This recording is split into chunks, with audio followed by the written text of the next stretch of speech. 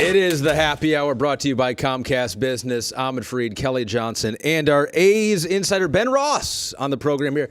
I don't know if you realize this is the final happy hour ever. Yeah, I mean, you guys bring me on one time and then they just cancel the show. It's your first and only appearance. My first and last Congratulations. happy hour. Well, better late than never, right? Yeah, right? This will be it. It's a hit show. Yes. And you made your appearance on the highest rated show of all time. I'm fashionably late, as I like to be. So it could. So we've already gone through we're going through our top stories in the Bay Area this past year. Number one, we decided, was the Warriors winning the championship, creating a dynasty situation. But number two, we're going with the Oakland Athletics, because I feel like even people like you who cover the team and follow the team and write about them all the time were surprised by what they did last year. I think everybody was surprised, and I think if people are saying they weren't surprised, they're probably lying. Yeah. And, as you said, I've been around this team. They were so much fun to cover because I don't even think, they'll tell you they expected to be good, and they did. They've got a lot of young talent. I just don't think anyone expected it to happen so fast. 97 wins last year with all the young players they have, and it was incredible, especially with all the injuries they had, too. I mean, they lost a lot of starting pitchers and somehow found a way to keep winning games. Not only a lot, like all of them. All of them. Yeah, basically Did they everyone. have like 12 or 13 different starting pitchers? I think they had 14 different starting pitchers, which was a franchise record. 50. And then they along with Tampa started the idea of the opener, going with the closer, and kind of started a new fad that everyone is considering. And clearly, it looks like they are going to continue with that, with what they've done so far this offseason, with a lack of starters right now. Yeah, exactly. Well, they said they needed to add starting pitching. I think they probably still will, but we've seen them add to the bullpen, which was already strong, which, Kelly, I think goes to your point. We will see the opener some more next year. Bob Melvin has said as much. And I guess if you're the A's, you might as well go with your strength. And that was the bullpen last year. It figures to be again next year.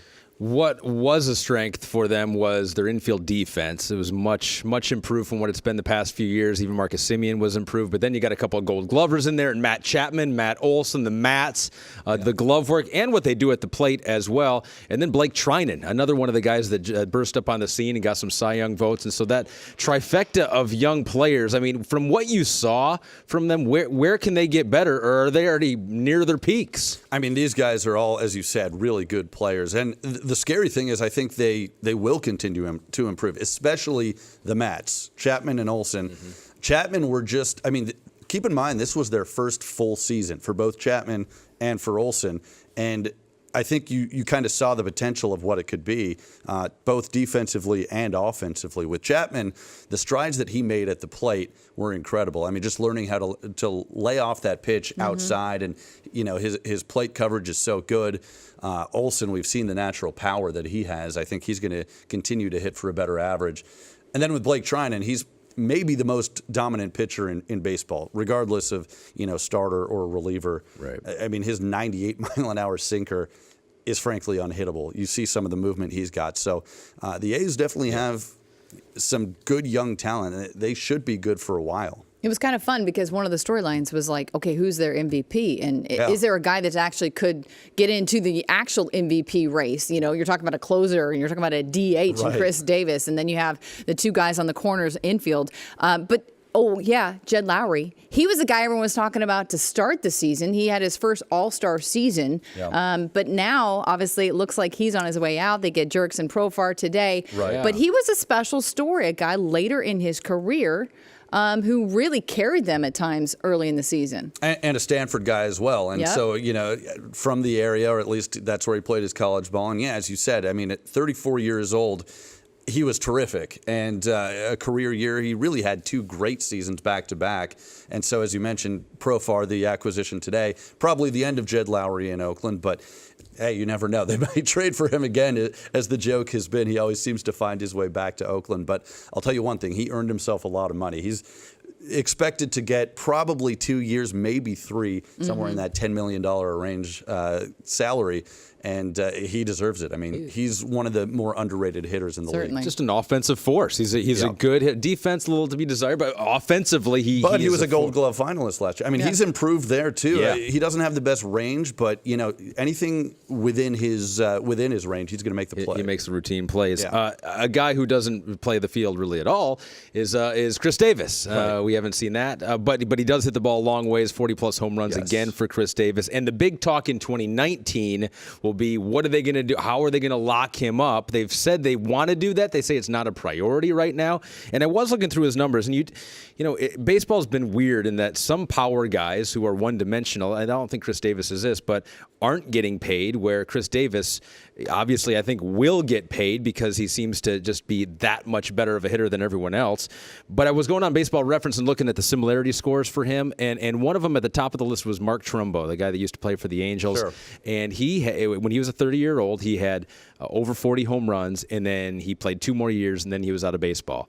And so there is the worry, I guess, if you're Billy Beane and David Force, is that, how many more years can Chris Davis do this? Turn 31 years old today. Yeah, happy birthday. And he's slated to make $18 million in arbitration this coming year. What does an extension look like, and is that prudent for a team like the A's that's always trying to have a tight budget? It's going to be interesting to watch. I mean, for the team, from the team's perspective, General Manager David Forst has said that conversations continue to be ongoing. They are interested in an extension. And from Chris Davis's side, we've heard the same thing. Davis loves playing in Oakland. I don't think there's any secret about that. I mean, for whatever reason, he feels very comfortable playing in Oakland. He would like to stay.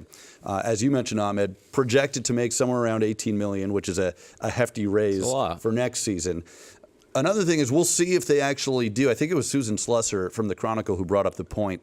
The following year, the A's could also offer him, a qualifying offer, which would also probably be around $18 million. We don't know exactly what that number is going to be yet. If they did do an extension, you'd think maybe something in the range of 3 years, $45 million. See if you could at least bring the annual salary down a little bit. I don't see him falling off. I mean, he turned 31 today. That's not that old. You ask Bob Melvin, he's becoming a better hitter, I think. I mean, he obviously uses all fields. I think he's got the best opposite field power of anybody I have ever seen, at least in recent history. And he's just become a better hitter overall. Gap to gap, he hits for more than just home runs. He's a good doubles hitter as well. He drives in runs, and I don't see him slowing down, at least in the next few years. Well, I know looking ahead into 2019, we're still trying to figure out the Howard Terminal spot for, a new stadium and whether that's going to come to fruition. But actually, I don't want to forget Steve Muscati, because he's a big reason Chris Davis was able to go to the DH. And obviously, he lost his mom to ALS during the season. He was a great trade coming over from St. Louis. He's a great story. Bob Melvin always says, we don't talk enough about what he did for this team. You're completely right. And what an unbelievable story that was with losing his mother. And he had a great season. As you said, Bob Melvin does say he might be kind of that X factor on this team in the lineup. He can hit anywhere from 3 to 6 in the order. He does everything. He hits for power. He hits for average. He's underrated defensively. I mean, how many great catches did we see him make out there in right field? Yeah. So him coming back, I mean, that's another thing. This A's lineup is a lot deeper than I think people realize. That was some good information. It's kind of a shame that we can't get that again. Well, you guys aren't going to invite me back next week? You forgot your glass, so just take the bottle. I'll just drink Congratulations right on a great season. Awesome. We look forward to the future. Thank and, of course, seeing where this new stadium is going to be built. Thank you, guys. Yeah, we'll track that, too. We'll track that, too. Somewhere. Yeah. All right. Coming up, what about the 49ers? This was supposed to be the year. This was the year for Jimmy G. It wasn't. So that was a big story. The story number 3. We'll talk about 49ers next on the Happy Hour.